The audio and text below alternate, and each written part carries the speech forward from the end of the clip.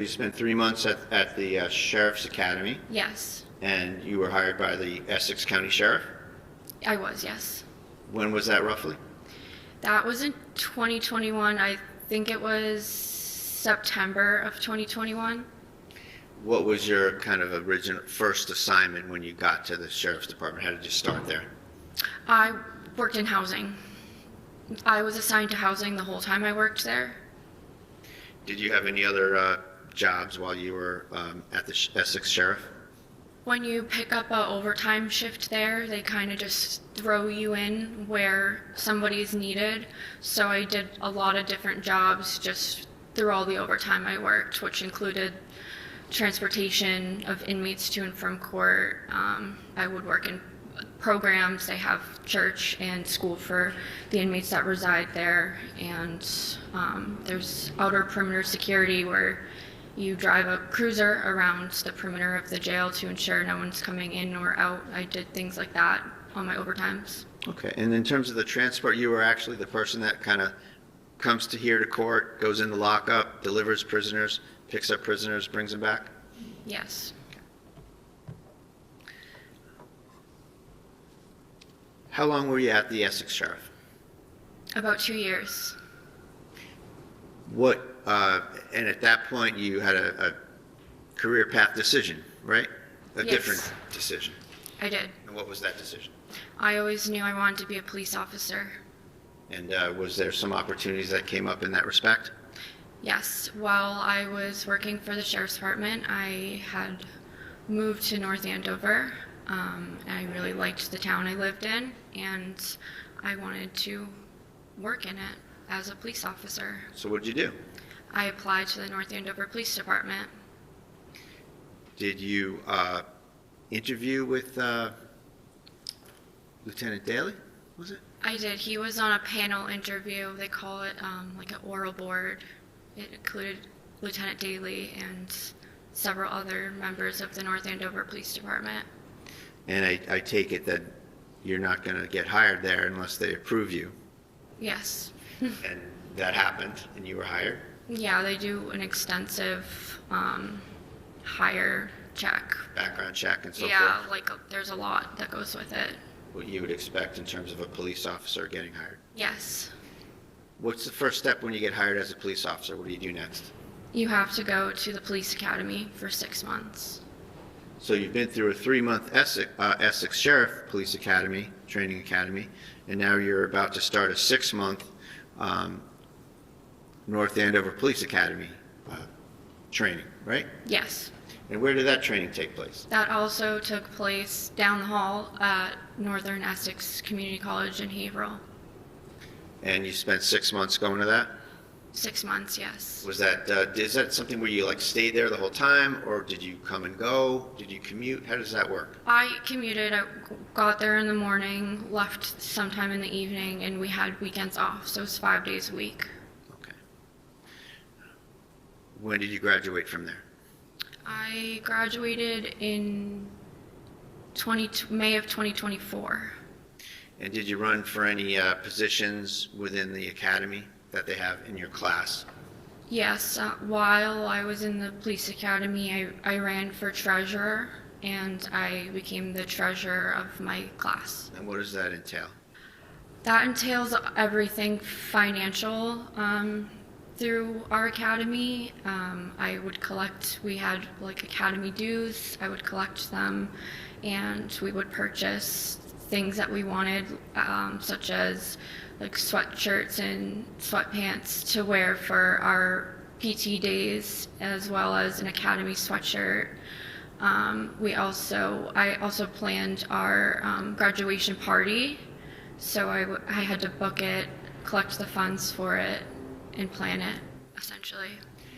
And is it a situation where there's different classes going on at once, like class of 2020, class of 2021, like that? Yeah.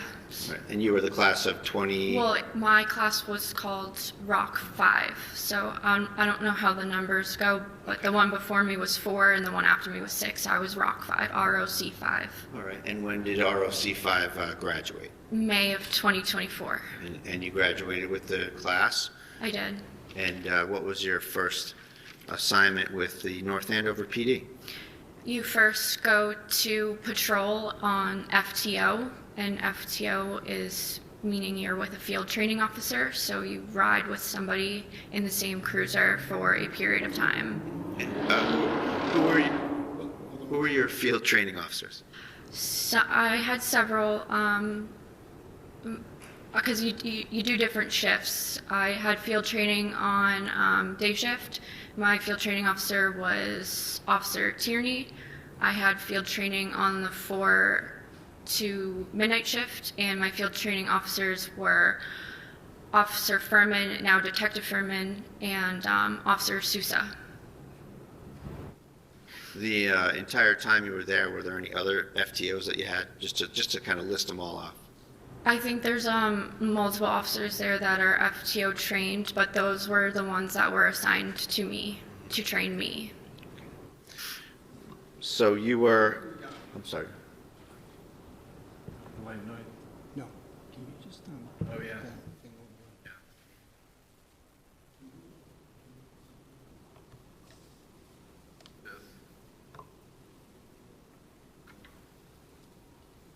All set. Thank you. So, Ms. Fitzsimmons, in your employ at the North Andover PD, you assumed the job of a regular patrol officer at some point, I take it? Yes, I was a patrol officer. And after you finish with field training officers, do they have some sort of a say in how you function in the field and report back to the administration or the supervisors about how you're functioning? Yeah, so the supervisor on your shift, your field training officer gives them, I think it's a weekly report of how I did on calls and what calls we went on together and how I performed, stuff like that. And eventually, I don't know exactly how many weeks I was on field training, but after it's complete, the sergeant will take you in his cruiser and you drive his cruiser and respond to calls or make traffic stops. And then he decides if you are signed off on. And I was signed off, and that day I got my own cruiser. And when was that, if you remember, just roughly? I think it was in the end of June or early July of 2024. And just a few things I want to just tick off on the list of things a police officer does. Did you serve restraining orders? I have before. Have you testified in court? I have. And you've made arrests? I have. Now, at the time, moving over to your personal life, at some point you met someone named Justin Elaine, right? Yes. And what was your experience with Justin Elaine in a nutshell? My experience in a nutshell, we met through Facebook. We went on a few dates. We ended up hitting it off. While I was in the academy, we were dating. He is a North Andover firefighter. At my police graduation, he pinned me, and then I would see him on calls sometimes. And we eventually moved in with each other. We got engaged. We had a baby. And what was the baby's name? What's the baby's name? My son's name is Caden. How old is he today? He's 13 months. And Justin Elaine is the father? He is. What happened on June 30th of 2025? On June 30th of 2025, I woke up in the morning. Let me be more specific. Okay. I'm sorry. Did he take any actions relative to you in terms of your relationship that day? Yes.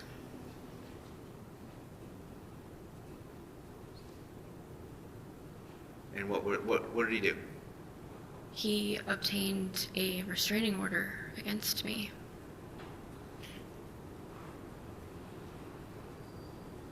Is it fair to say that he broke up with you via a restraining order? Yes. I did not speak to him. I realized our relationship was over when a restraining order was handed to me. Okay. So let's rewind to the events of that day, okay? Okay. So that morning, were you home? I was. Who was home? So my sister slept over the night previous, so June 29th to June 30th. So she was over in the morning. Maddie? That's Madison, yes. I was with my son. I had work at 1 p.m. I had to go to CPR training at 1 p.m. Okay. Now, had you been out of work for a while? I was, yes. All right. And when did you first go out of work? I worked up until I gave birth. Caden came 5 weeks early, so I wasn't expecting it, so I went out basically the day I gave birth to him. And his birthday is what? February 16th, 2025. Now, when you were seeking to go back to work, did you get cleared to go back to work in June of 2025? Yes. Did that entail going through certain trainings and getting reviewed and stuff? I did. What was the event on the 30th that you had to do to finish that off? I had CPR training at 1 p.m. on the 30th, scheduled. Was that your last thing you had to kind of go through? That was it. Yep. Were you seeking to see Justin Elaine that day? Yes, we had spoken through text and on the phone in the morning. I was asking if he would come home because he hadn't been home in days to be with Caden while I went to work. And his response basically was, I can pick him up and watch him. And I said, you're not a babysitter. So there was a bit of argument about that. Text argument. Yeah, it was like, you're his dad, you're not a babysitter, you can come home. I don't understand picking him up and watching him. That was very odd for me to hear as his father. Moms don't like when dads say they're going to babysit their own kid, right? Yes, like you're your dad. And at some point, just to kind of cut to the chase on that, you made a plan to meet up in North Andover? Yeah, there was a lot of texting back and forth. He originally said yes, and then he said no, and then he said, I'll meet you tomorrow. And I said, you have work tomorrow? That doesn't make any sense. He worked a 24-hour overnight shift, so. Was there something about gas money as well? Yeah, he said that he couldn't drive from Stowe, Massachusetts to North Andover because he had no gas in his truck. And I just was trying to get him to meet me. I'm like, we need to figure this out. I go to work in a couple hours. Like, we need to figure this out.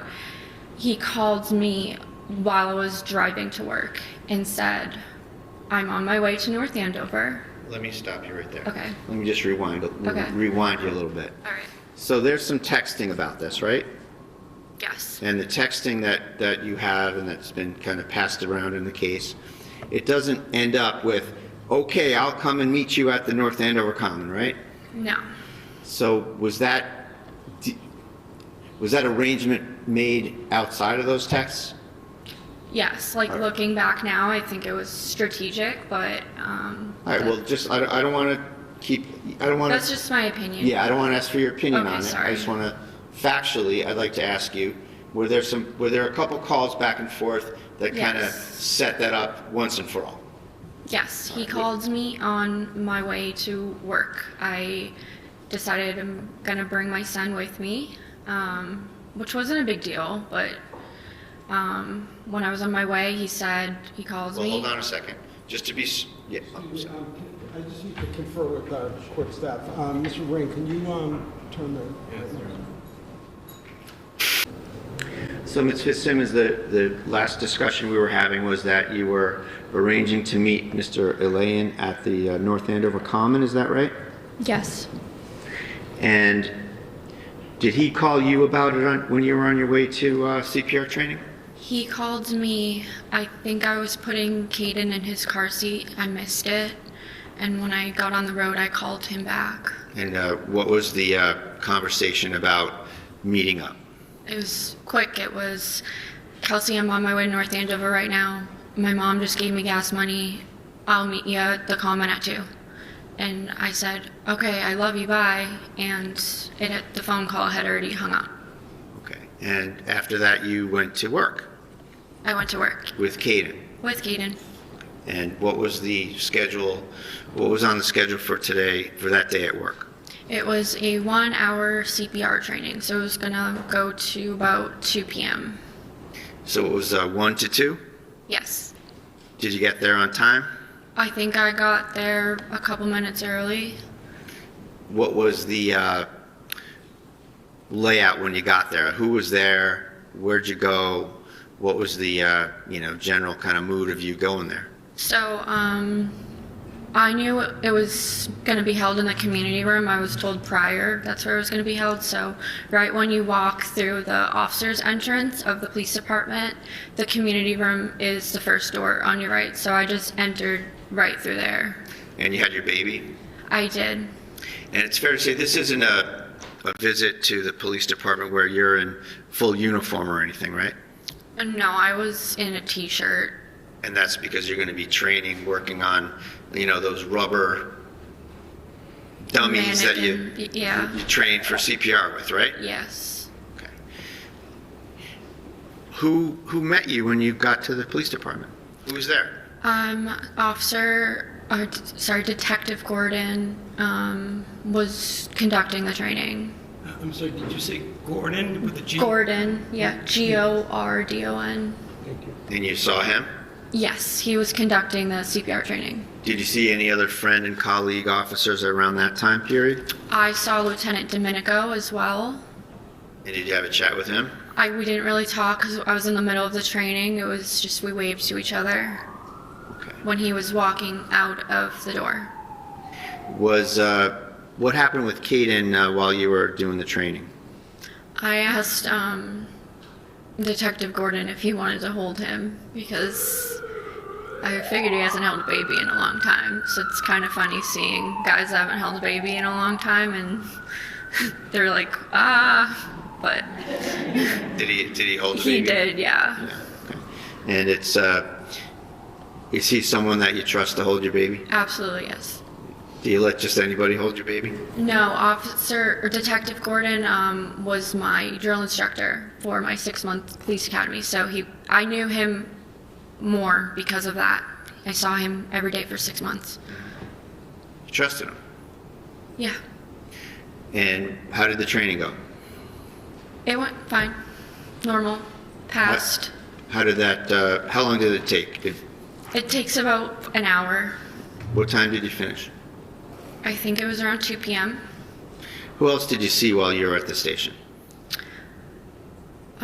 Just Lieutenant Domenico. I was supposed to pick up my radio from an administration office upstairs. And I had texted the person that was giving me the radio and said, I'm just going to grab it tomorrow because I was more focused on go to the park. So I was like, I can just drive to the station tomorrow and grab my radio. Were you, quote unquote, on the schedule? Yes. Start soon? Yes. And what was the schedule when you were going to start? I was going on to the day shift, which is 8 to 4 p.m., and I was supposed to start on July 4th. Okay. You left the police station at about what time? Detective Gordon walked me to my car. I probably pulled out around 2:05. Where'd you go? I drove down Osgood Street to the Common. Who's this guy, Hunter Hassan? That was one of Justin and I's mutual friends that lives in the town of North Andover. Did you go by his house? Yes, so the only logical way to get to the Common from the police station is to take Osgood Street, which is what I did, and he lives on that street. So I had to drive by his house when I was on my way to the Common. Did you see anything at his house that surprised you? Yes. What did you see? When I drove by, I saw Justin's truck, and at first I thought nothing of it. I thought maybe he got into town before I got out of training and stopped in, like that would be normal. But then I started noticing other cars I recognized there as well. And Whose cars were those? I saw my maid of honor's car, Katrina Caruso. I also saw people standing outside near his pool. I know I saw his sister, Courtney, Justin's sister, and I know I saw Michelle Mitchell, which was another one of my bridesmaids. So I was like, what is going on right now? This meeting was not something that you knew about? No, I was supposed to be meeting Justin, and Justin was at our mutual friend's house with people, and I just was so thrown off. I was confused. Did you actually see Justin as part of those people you saw around his pool? I drove by quick. I saw a group of people. I recognized the trucks and the people I did definitively see, yes. I know Justin was there. From the truck? Yeah, from his truck. Okay, so in terms of your confusion, are you wondering if he's there or if he got a ride to the Common or something like that? Why didn't you just stop there and say, hey, what are you doing? Well, because I was just driving by, and then I was like, well, that was weird. So I tried calling Justin, and then that's when it just communication stopped. No more, he was not answering my texts. He was not answering any more phone calls. I even went as far to text his friend Hunter and say, what is going on right now? And am I allowed to say what Hunter said back to me? So did he respond to you? He did, yes. Did it affect your state of mind about what was going on? No, it confused me even more because he said, oh, everyone's just meeting up for people who forgot things at the house from the bachelorette party that happened a couple of days prior. He said everyone was meeting there to pick up things that they forgot. And I was like, meeting in North Andover. And I was trying to make sense of it, and I was like... Did that add to your confusion? Yeah, because I was like, this person lives... Sorry. Yarn, do you have a question? Yeah, I just, so who said this and how? I didn't catch. So I had texted when Justin had stopped answering me. Yeah. I texted his friend whose house he was at, and I knew he was there because I had to drive by from... This is Hunter? This is Okay, Hunter, all right. yes. Now I get it. Okay, yes. Okay. So I texted Hunter, and he told me everybody was meeting there to get things that they left at the bachelorette party. And it's like, that's, in my mind, that made me even more confused and didn't make sense because everybody lives here, there, why meet in North Andover? Let me stop you right there. So as a result of that kind of adding to your mindset, sounds like adding to your confusion, right? Confusion, yes. Did you stick to the plan to go meet him at the Common, or did you divert somewhere else? No, I went to the Common. Okay. And you got there what time? It was probably like 2:10. And did you wait there with Caden? I did. And approximately how long did you wait, if you can remember? It was at least an hour. It could have been more. Did you ever show up? He never showed up. What time did you make a decision to get out of there at some point? Yeah, well, I was receiving other phone calls, which were adding to my confusion. Not what was said, but from whom? They were from Michelle. Okay. And she was the woman who testified here yesterday, right? Yes. And she indicated that she was trying to meet up with you, and you were... To get coffee. And you were trying to focus on I said, meeting with Justin. Trying to meet Justin. Okay. Like, I love you, I'll call you later. Trying to meet my fiance at the park. To Michelle, you said that? Yes. Okay. Did you go home after that? Yes. What time did you go home? It was at least an hour after 2 p.m., so sometime around maybe 3:30, because I know I was waiting a while at the park. Caden's bottle had run out of milk, or formula, I had to go home. Now, as you sat here for the last couple of days, you've heard a lot of business about where you parked your car. Do you remember that? Yes. So you didn't park in your driveway, right? No.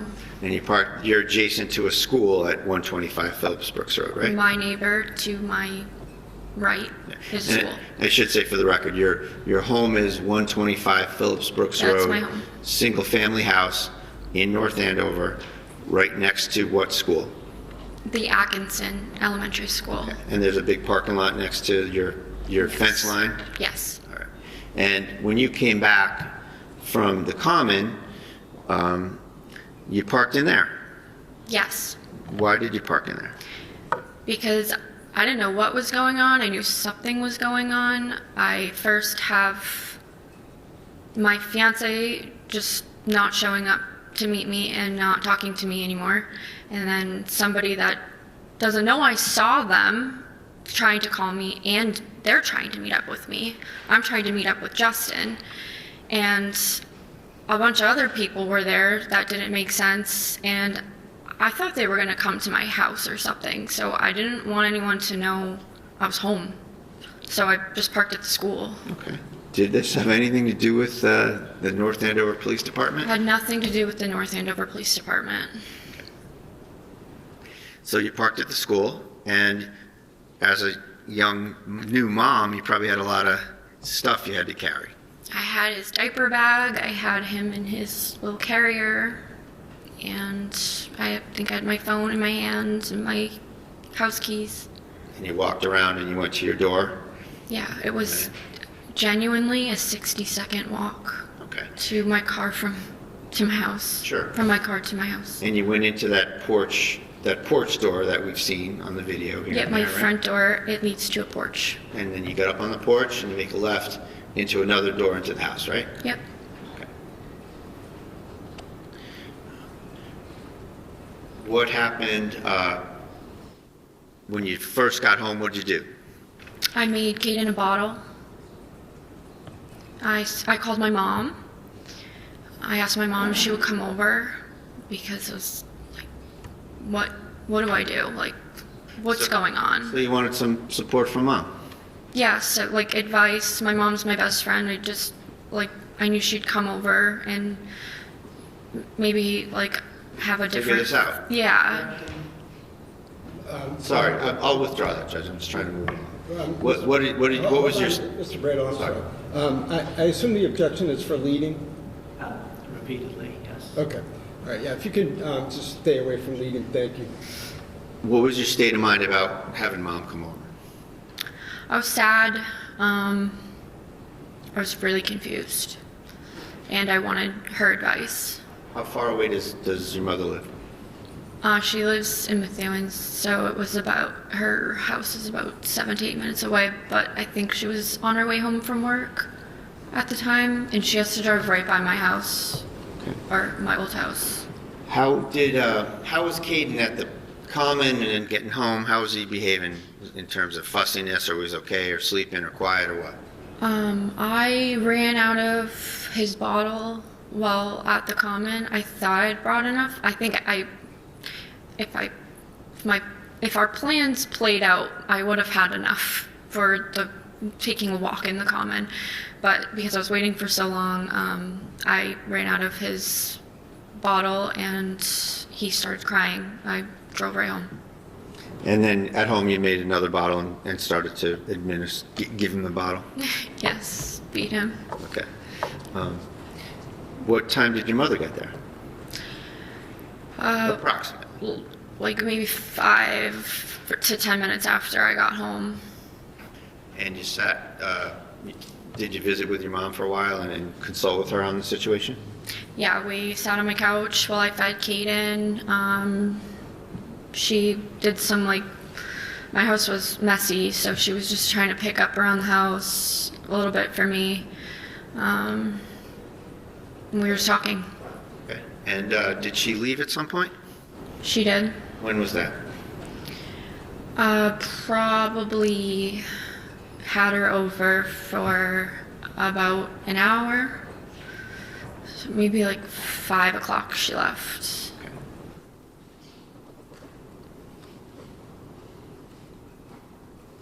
Was her car in the driveway?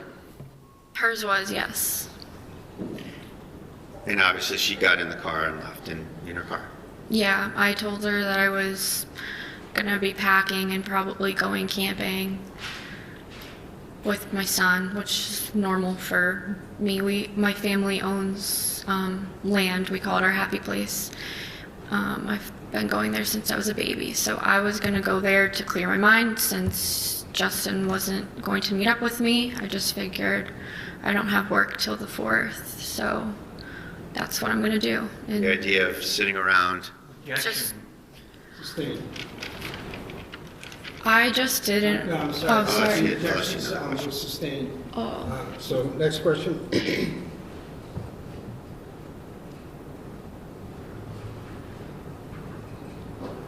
Why did you want to go up to the land? To clear my mind, I've brought Kate in there 2 times before, and for a 4-month-old baby, he crushed it up there. He loved it. So I just thought, I texted Justin, I'm going to my land. He knows what that is. He proposed to me there. He knows I call it my happy place, and I told him I'll send you pictures when I get service, and I love you because there's not good service up there. And that was the last thing I ever said to Justin. When your mom pulled out of the driveway, did you get a visit from the North Andover police? I heard someone knocking on my front door when I walked up to the porch. How long after your mom left did the police knock on your door? I know now approximately 3 minutes. And what were you able to do to figure it out pretty well? My home has a lot of surveillance. My dad owns a security company, so my home had a lot of surveillance outside. So I was just curious, how long was it after my mom left that the police came? And I believe it was about 3 minutes approximately. Can you use the video system to refresh yourself on time intervals and such? Yeah, yes. And while we're on that topic, are there timestamps on the clips from your house? Yes. And do you have any knowledge of the accuracy of those timestamps? At some point, one of the daylight savings happened, so my cameras were 1 hour off. And how off? Which way off were they? If it said it was 5 o'clock, it was actually 4 o'clock. Okay, so it's an hour ahead. Okay. So- Hour ahead. All right, so in terms of any clips that come from your house, does the timestamp show hour ahead? Yes. Okay. So are you referring to what's in evidence? Yes. Okay, all of those video clips? Yes, Your Honor. Okay. So, just want to make sure, did we say that right, that the clips are an hour ahead, or is the actual clip an hour behind? I have to think about this. I'm sorry. It's okay, we can come back to it later. I do that all the time, that's okay. How long after your mother left did you hear a knock on the door? 3 to 5 minutes. Where were you when you heard the knock? I was sitting on the couch feeding Kaden in What my did- living room. What did you do when you heard the knock? I put the bottle on the coffee table. I got up with Kaden in my arms, and I opened up the door. You walked out on the porch and... I walked out on the porch, so there's 2 doors. My front door leads to a porched-in area. Walked out onto the porch, and opened up the front door for 3 police officers. And who were they? It was Lieutenant Daly, Officer Noonan, and Officer Houston. And Lieutenant, let's just go through each of them real quick for a second. Okay. Lieutenant Daly, you talked about in terms of training and hiring and all that, right? Yes. And what about Officer Noonan? What was your relationship at the time with Officer Noonan? He had transferred after I had already started. We were on the same shift for a brief time. On one of our shifts, there was a really horrible call. So we'll get to that, but just Okay. generally in terms of your relationship. That's just like how our relationship kind of even started. That's why I brought it up. That's how Okay. we became like texting each other and kind of more than just like, you're just my coworker and I never talk to you, to we've had conversations and talked about personal things. Did you think well of him? Yes, And to your knowledge, did he think well of you? I think so.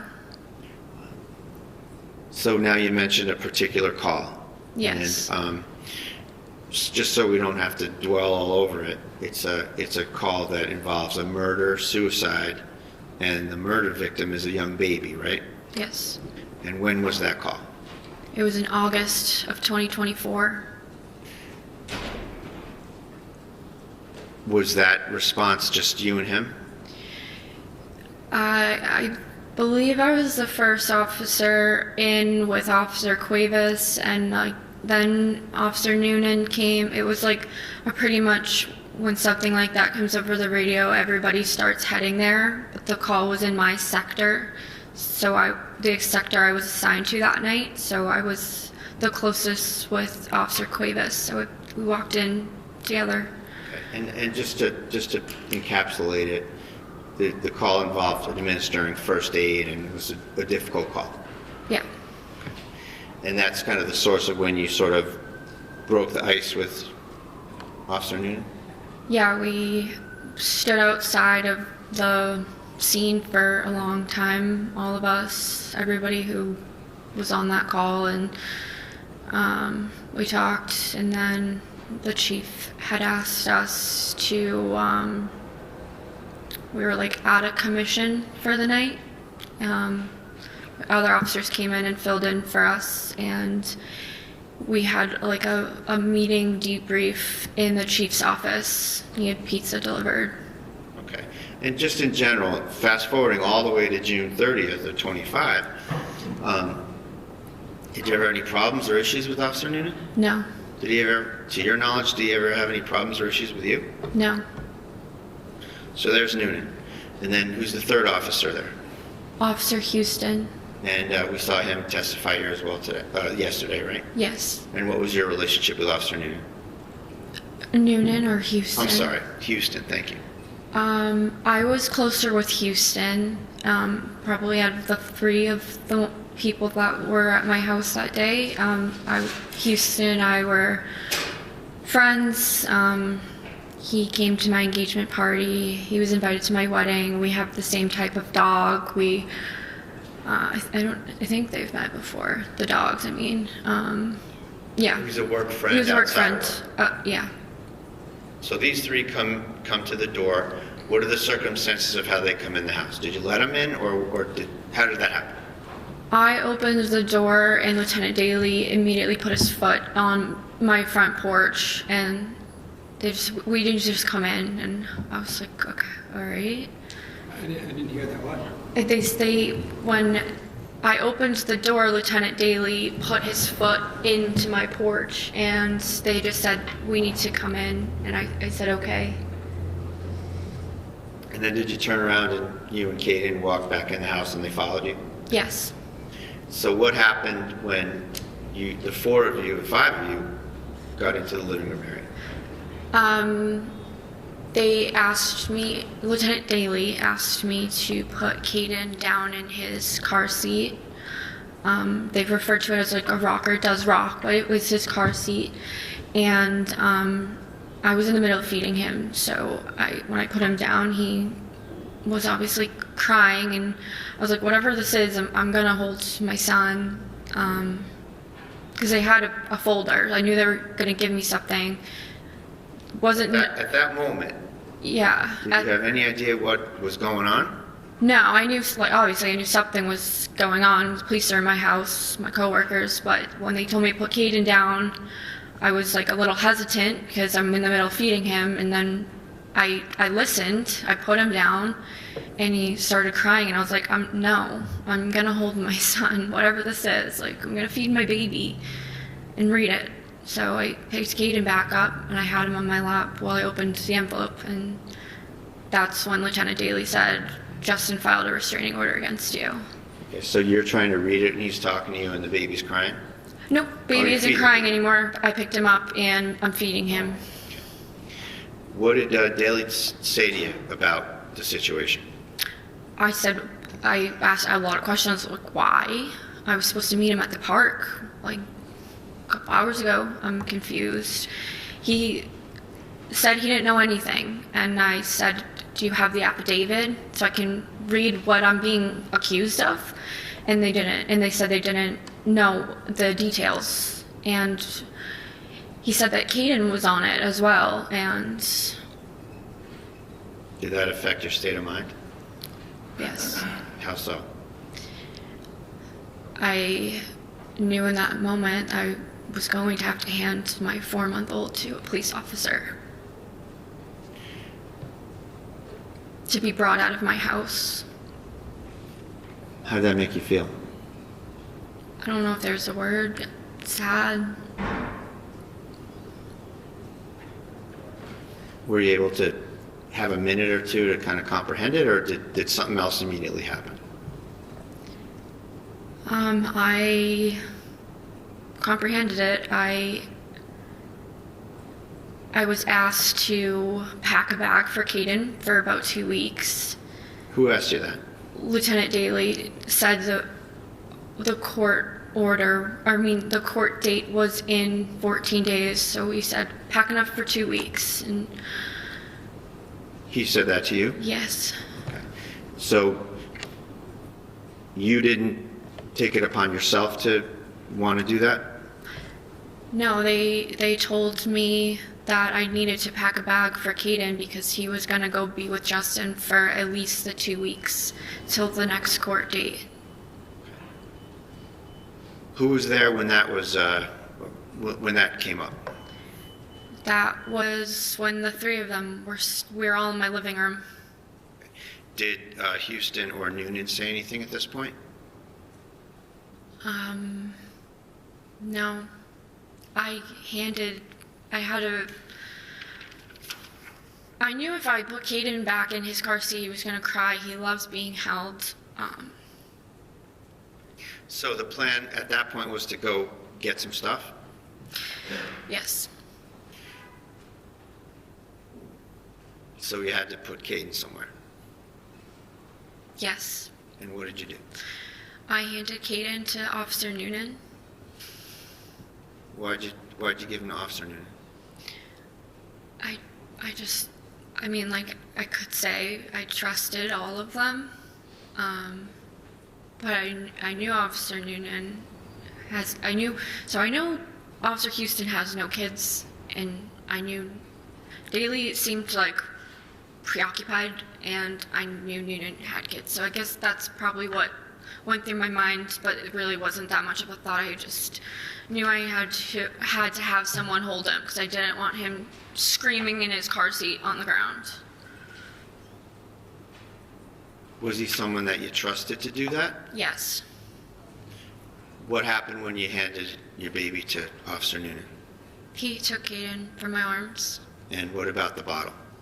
What happened with the bottle? He took the bottle as well. And what did he do with respect to the bottle and Caden? He was trying to feed him.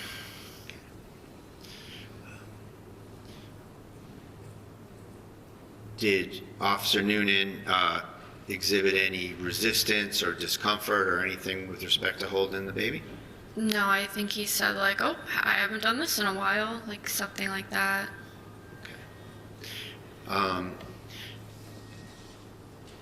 What was your intention at that point to do?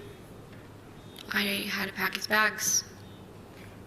And are you, as you're starting to go figure that out in terms of luggage, what do you need, where's he going, et cetera. Yeah. Are you having kind of an unfolding thought process, if you will? Meeting? Get, sustained.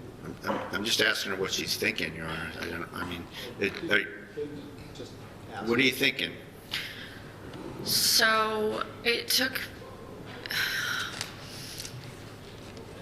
I grabbed one of my duffel bags and I first went in the kitchen, and as I was putting the bottles in the bag, it was just kind of like all setting in exactly what was happening, and there was just so many unknowns. And as I was packing things, I was like, okay, Justin just broke up with me via restraining order. We have a wedding in 4 months. Caden is not going to be with me for 2 weeks. That's an eternity for a mom, any mom. And everyone was just brushing over the fact that it was 2 weeks. And I was like, 2 weeks without Caden? And I just kept, in my mind was just going fast, like, I can't work overtime because I have a son now. I can't afford my home by myself without overtime. It was just, I lost everything. Even my doggy was on the restraining order. Maverick, my dog Maverick, was on the restraining order. So, my son. Was he your dog or Justin's dog? He was my dog. So I saw my baby go, my fiance, my dog, my house. And I knew that was going to be my job too. Because whatever I was accused of wasn't good if at restraining order. And you didn't have the affidavit? No. Where did you go after you went to the kitchen with the duffel bag and the bottles? I went all around the house because his diapers were in one room on shelves. His bottles and formula were in the kitchen.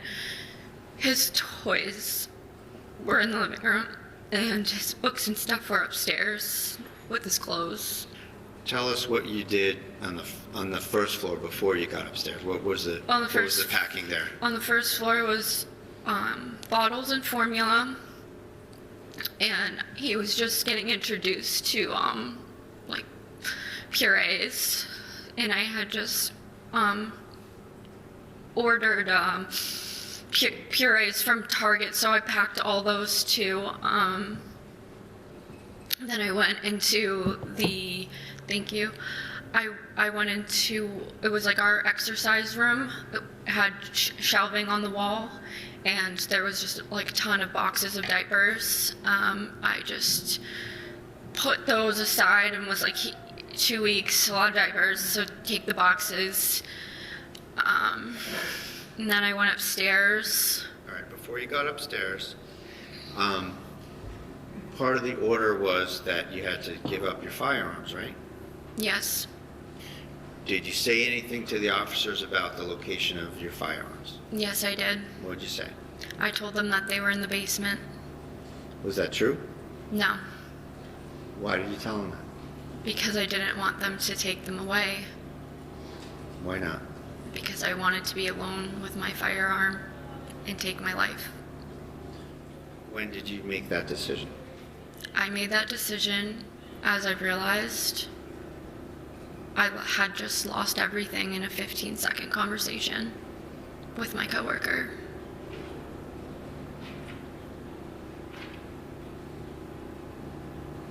Where were your firearms? They were upstairs in a green safe In your bedroom? in my bedroom.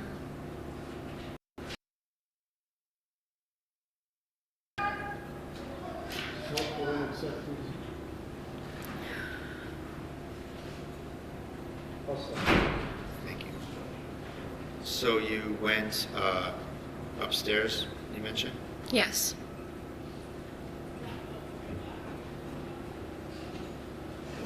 What was your state of mind at that point, whether or not Justin was coming over or not? I didn't think Justin was coming over. I knew that Caden was going to Justin, but would never think Justin was coming over. Why not?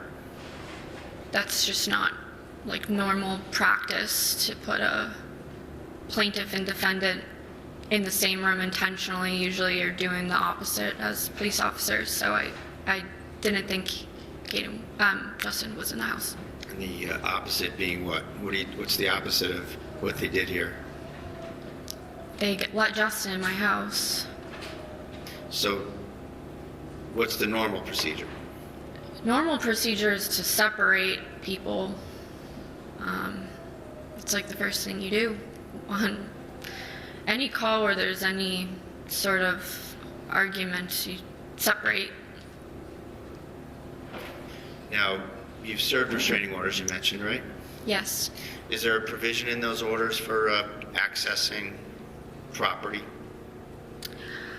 I don't know about specific provisions. I can tell you like what I've done before on a call where there was a restraining order involved. I don't know if it's a provision or not, though. Okay, we'll move on from there. Okay. So you were going to go upstairs, Yes. and you had made that awful decision already? Yes. What was your state of mind about whether or not you wanted to involve any police officers in that? I didn't want to involve anybody. I was trying to get everybody away from me. Why didn't you want to involve any police officers in that? These police officers in particular? 'Cause I wanted to be alone so I could kill myself. I decided that I was going to take my own life. I didn't want to involve anybody else in that. I'll just... Did you go upstairs back and forth a couple times, or did you just go up there once? I think I went up I think I went up at least twice. The second time I went up, I was up there for a while. Do you remember who accompanied you on each of these trips? It was Officer Houston and Officer Noonan. Was that the first time or the second time? That was the second time.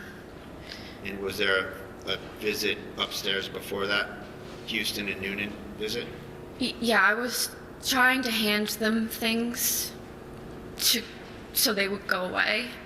Okay. Where did that happen? That happened upstairs. So I was first in the room. You walk up, there's a landing.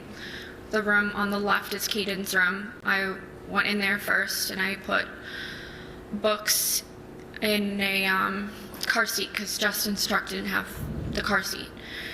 And I handed it, I don't even know who I handed it to one of them.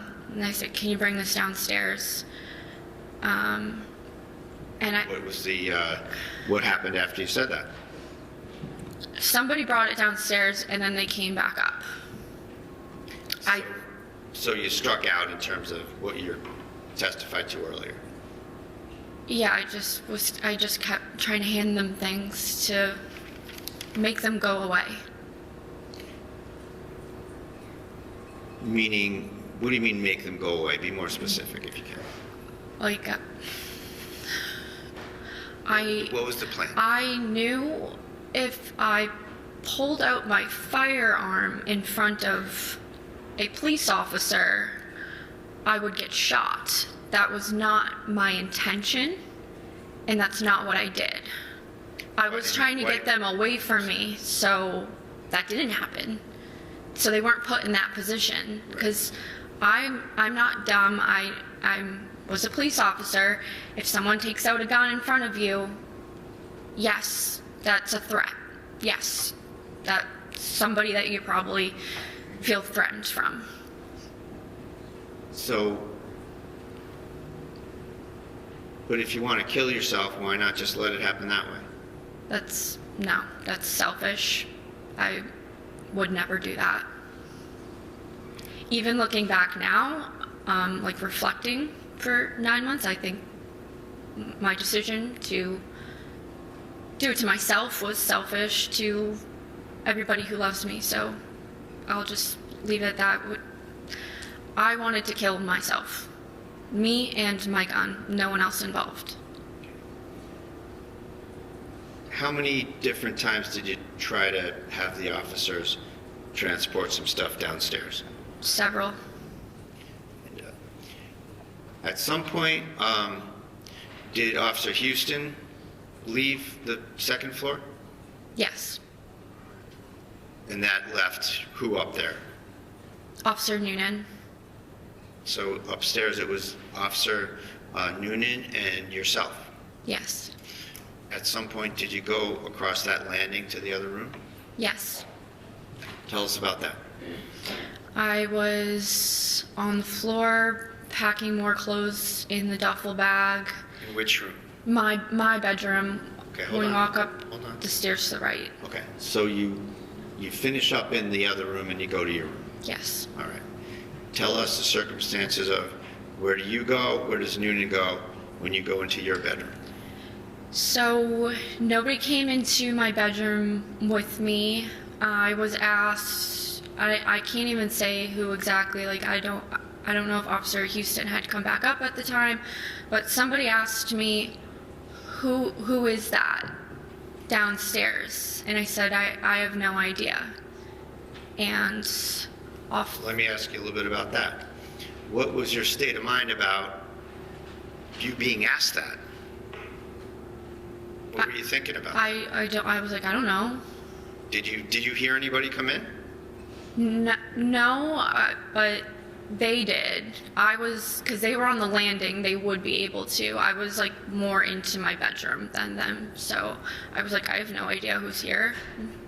Shouldn't you guys know? Okay. What happened next? Officer Houston walked down the stairs first. Officer Noonan followed him down several steps. Did that give you a chance to do anything? That was, I knew, my only chance to be alone with my firearm.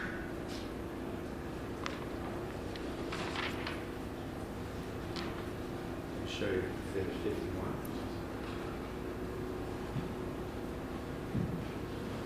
What's shown in Exhibit 51? That's my bedroom. That's the room on the top of the landing to the right. Where's the photographer standing in this picture? He's standing in the doorway. When you went to go get that firearm, was there anyone in your view in that landing? No. Was this after you saw Noonan depart? Yes, his back was turned towards me. He was following Officer Houston downstairs. Did he stay that way, or did he disappear from that scene?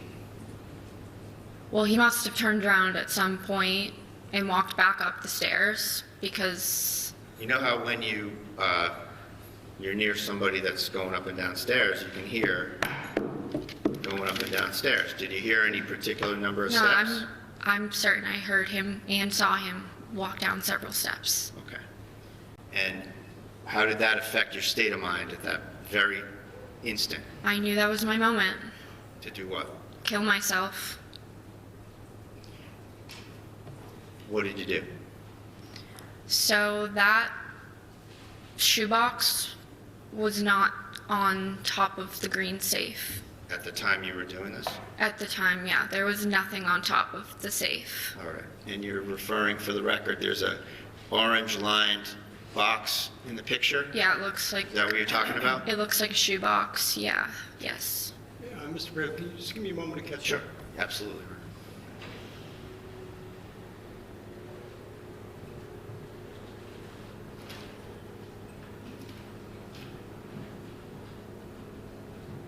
I'm sorry, did you say that that box was not on the, what did you say about that box? That box was not there.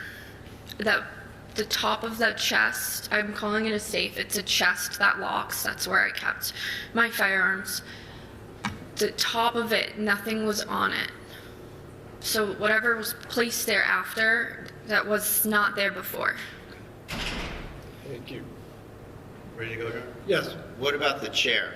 Is that how the chair was? The chair was turned the other way because that was the chair I had rockaded in. That was not facing that way. The back of the chair was up against the wall, I guess. So it's kind of like as you'd expect it to be in the room. Facing. Yeah, I would need to pivot like this to be right. So it was probably moved. My room is small. Okay. And to get at your guns in there, you kind of have to flip up the top of that chest. Yes. Were you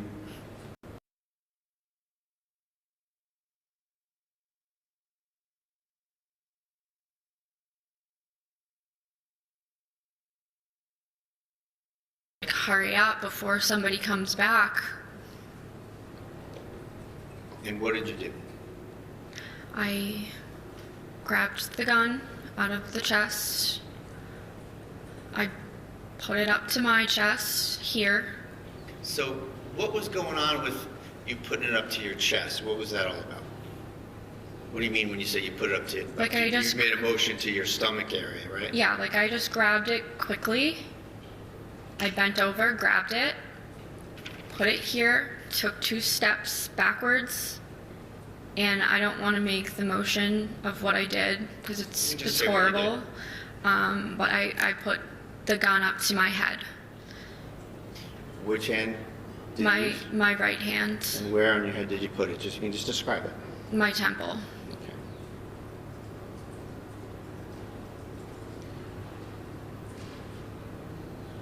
Was Noonan in the door frame by now?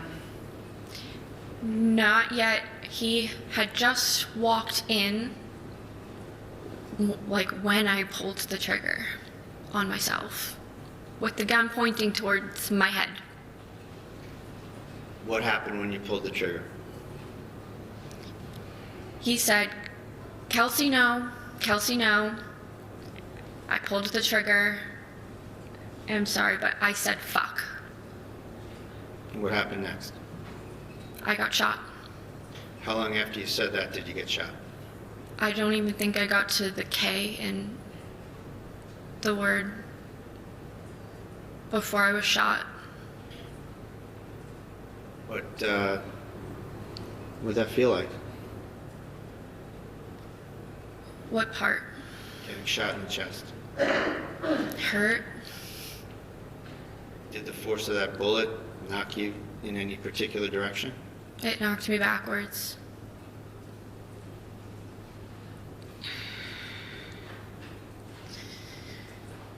Do you recall what happened with your firearm? I got moved. It was Well, on. before we, I'm sorry, Okay. bad question. I'll ask you a better question. Okay. Right at that point, as you're shot and you're flying back or falling back, or whatever you want to call it, can you remember what happened with your firearm? It fell out of my hands. It was to my head, and it fell out of my hand. And I fell on the ground, and the firearm fell on the ground. A couple of questions before we move on. At any point when you were doing that, when you had the firearm up to your head, was Noonan present during the time you raised the firearm to your head? Like when I motioned up to my head with it, Correct. no, he was not in the room. Nobody was in the room. When Noonan came into your view, where was the gun pointed? The gun was pointed at my temple. At any point, did you move the muzzle of that gun No, towards Noonan? no, never.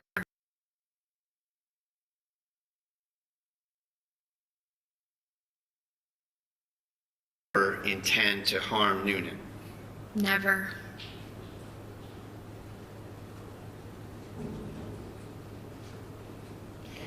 What did you know about Noonan's kind of personal circumstances in your time getting to know him? He was like, so he was a cop for a long time, and I was considered like a rookie. And like after I had like a few really bad calls in a row, and everybody kind of knew it, and the senior guys would like check in on me and give me advice, and he was one of those people, and he told me his own personal experience with like calls and how to handle them when they're bad.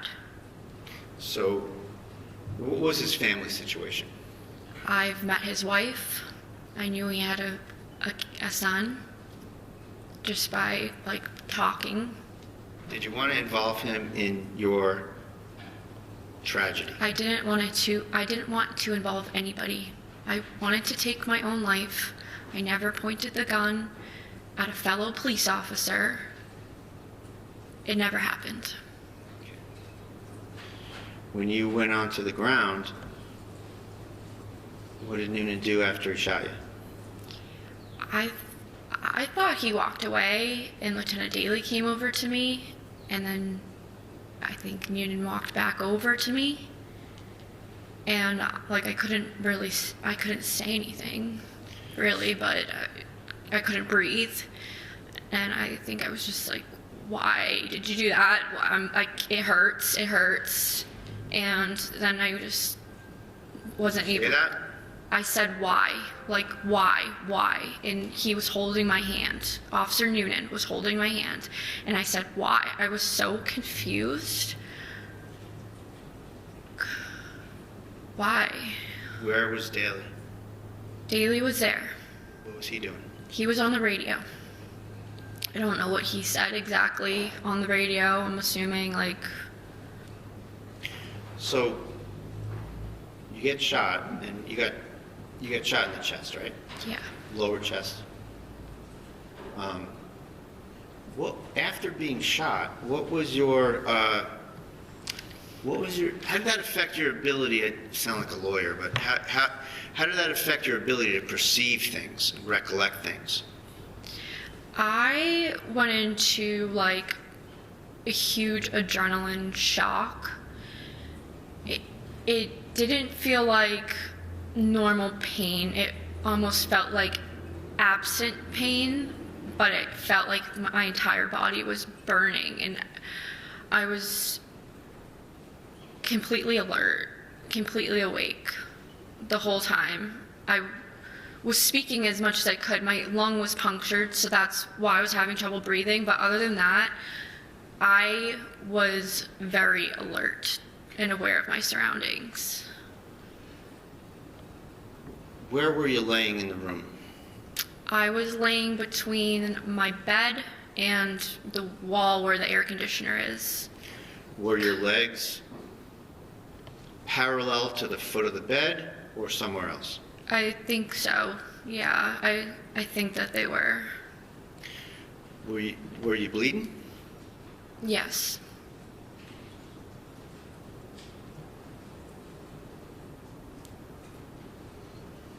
Is that the way you wanted this to happen? No.